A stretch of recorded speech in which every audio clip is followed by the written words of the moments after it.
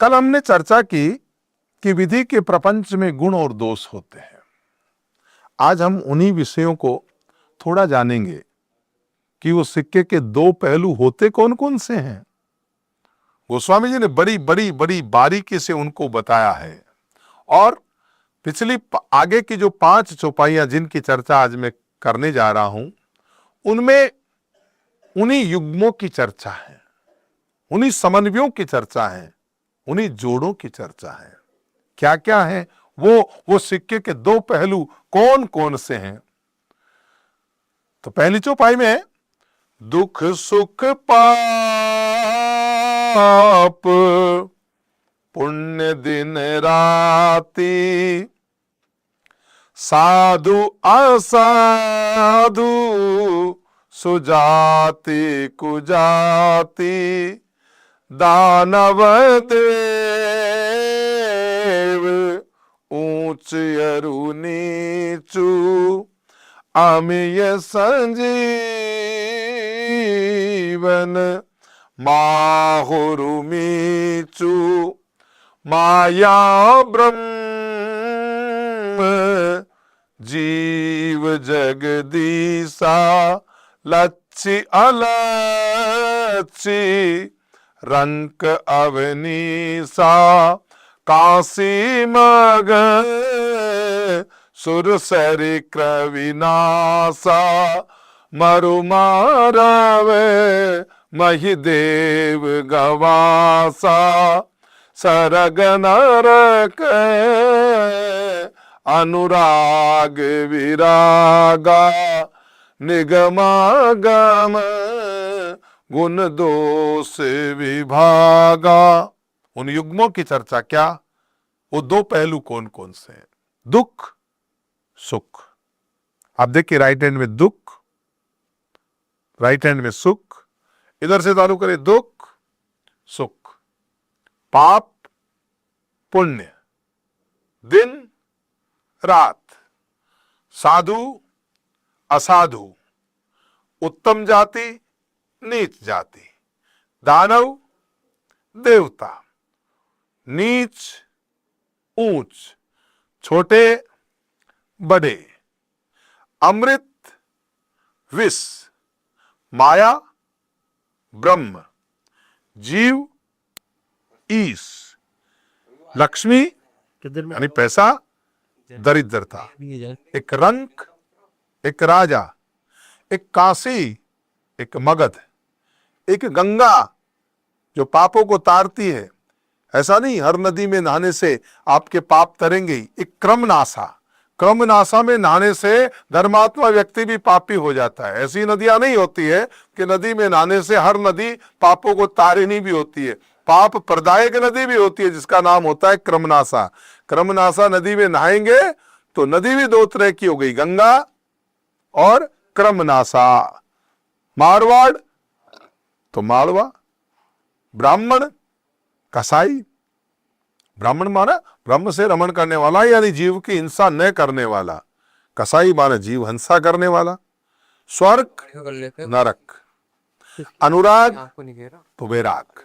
ऐसे बहुत से, पर गोस्वामी जी ने क्या गिन गिन के याद कर करके इन युग्मों की चर्चा की है कि वो सिक्के के दो पहलू होते कौन कौन से।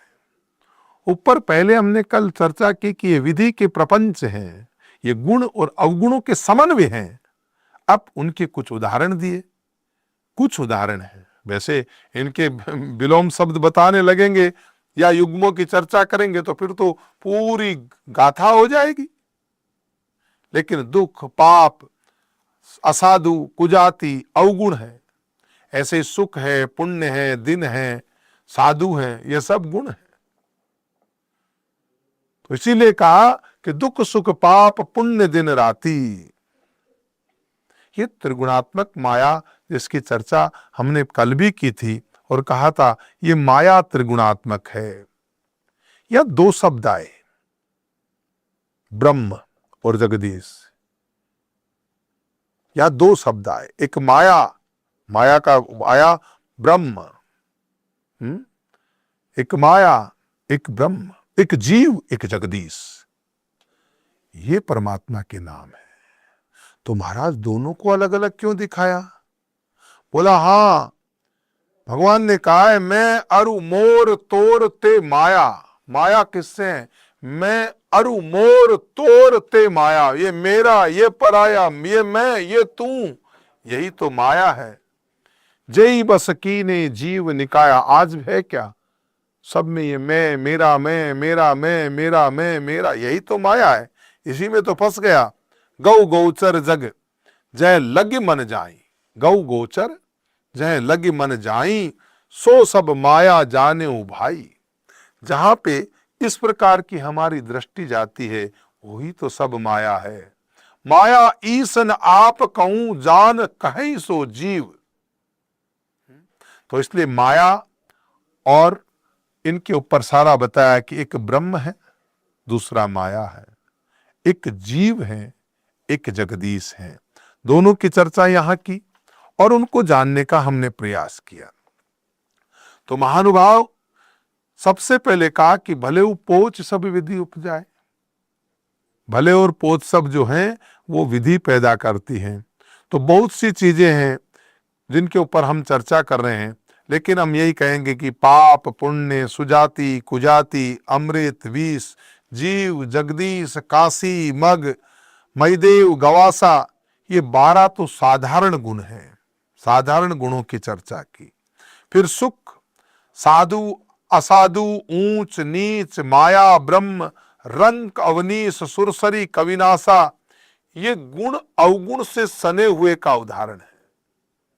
दिन में प्रकाश के गुण धामादि अवगुण, रात्रि में अंधकार एक अवगुण है और शीतलता आदि गुण है। तो दानव में उपद्रव यह अवगुण है और वीरता उदारता ये गुण है। देवताओं में शांति तो उनका गुण है, लेकिन देवता स्वार्थी होते हैं, ये देवताओं में भी अवगुण है। देवताओं का गुण क्या है कि देवता शांति चाहते हैं, लेकिन देवताओं का अवगुण क्या है कि वो स्वार्थी है, अपना ही भला चाहते हैं। जीवित रहना और दुख भोग में अवगुण। जीवित तो रहते हैं लेकिन दुखों को भोगते हैं, तो जीवित रहना गुण है और दुखों को भोगना यह अवगुण है। मृत्यु में मर जाना अवगुण है। पराइसी है, दुखी अतिवृद्ध मुक्ति भागी आदि के लिए मृत्यु गुण है।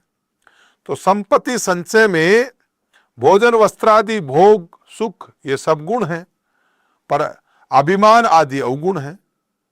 तो ऐसी बहुत से एक संयोग है, एक युग्म है जिनकी चर्चा श्रीमद् रामचरितमानस में की है।